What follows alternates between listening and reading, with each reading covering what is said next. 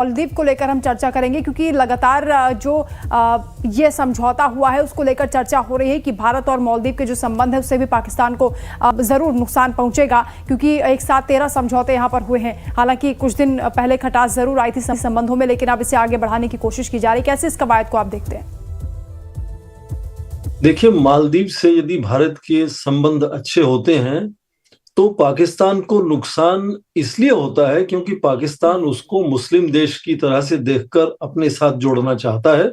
और हाल ही में जब सैन्य टकराव हुआ भारत और पाकिस्तान का, तो उस माहौल में हमने देखा कि तुर्की और मलेशिया और पाकिस्तान ये कोशिश कर रहे हैं कि मुस्लिम देशों को अपने साथ मिलाया जाए, और एक तरह से भारत विरोधी कोशिशें इनकी कभी कभी नजर आती हैं।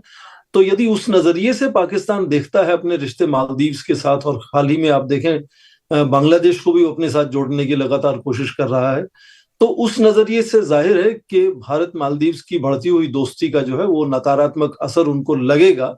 पर भारत की दोस्ती मालदीव के साथ इसलिए नहीं है कि वो पाकिस्तान से दोस्त बने या ना बने।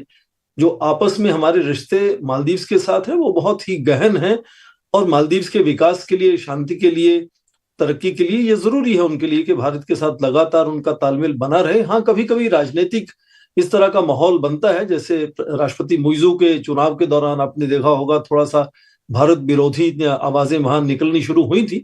पर जो सच्चाई है वो ये कि ये भारत के जो इमीडिएट नेबर्स हैं, जो बिल्कुल साथ जुड़े हुए पड़ोसी देश हैं, उनके विकास में, शांति में भारत से अच्छे संबंध होना, तालमेल होना उनकी जरूरत है, उनके राष्ट्रहित में है। और वो इस बात को समझते हैं, और भारत भी लगातार चाहता है कि भारत का जो इमीडिएट नेबरहुड है, पड़ोस है, उसमें विकास हो। भारत का विकास उनसे जुड़कर होगा तो और अच्छा विकास होगा। इसलिए भारत की लगातार कोशिश रहती है कि अपने विकास के साथ साथ अपने पड़ोसी देशों का विकास भी उसमें जोड़ा जाए। और मालदीव उसका बहुत अच्छा उदाहरण है कि किस तरह से भारत लगातार अलग अलग तरह से निवेश करता है, व्यापार करता है, आर्थिक और तकनीकी सहायता देता है।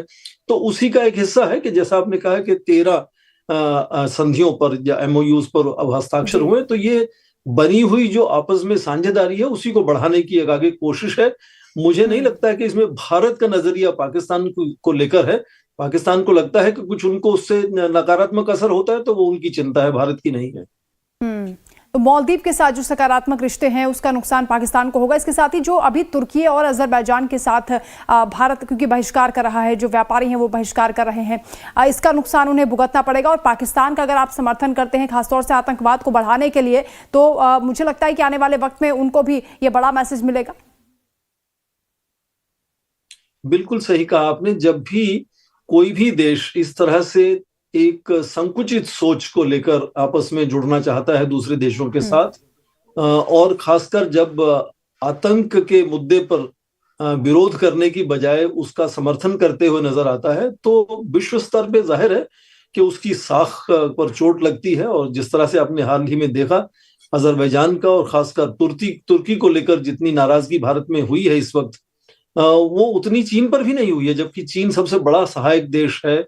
50 से 60 और 70% जो रक्षा सुरक्षा के उपकरण हैं वो पाकिस्तान चीन से पाता है। पर तुर्की के ड्रोन इसमें इस्तेमाल हुए, या तुर्की ने जिस तरह से आवाज उठाई इस विषय को लेकर, मुझे लगता है कि उसको लेकर भारत में नाराजगी तुर्की की तरफ ज्यादा हो गई है।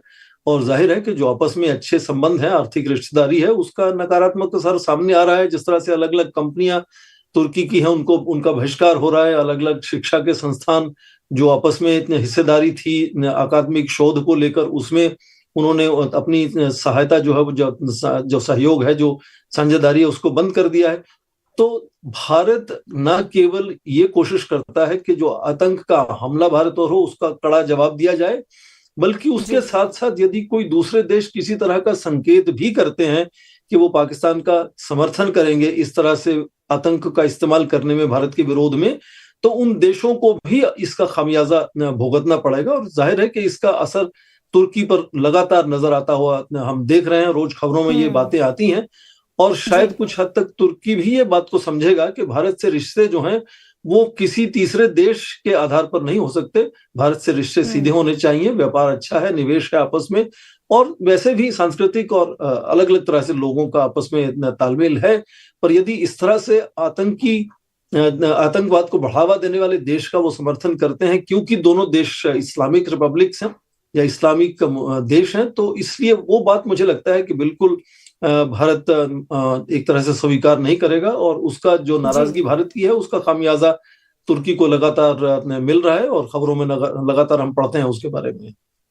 बिल्कुल, अभी बीते दिनों क्योंकि भारी तबाही तुर्की में आई थी, उस दौरान भारत ने मदद की थी, आगे हाथ बढ़ाया था, लेकिन पीठ में छुरा घोंपने का काम किया है यहाँ पर तुर्की की ओर से, और इसीलिए उसका बहिष्कार किया जा रहा है। आगे हम आपसे बातचीत करेंगे गाजा और इजरायल को लेकर, आप रहेगा हमारे साथ सर। तो लगातार हम बातचीत कर रहे हैं अलग अलग मुद्दों को लेकर।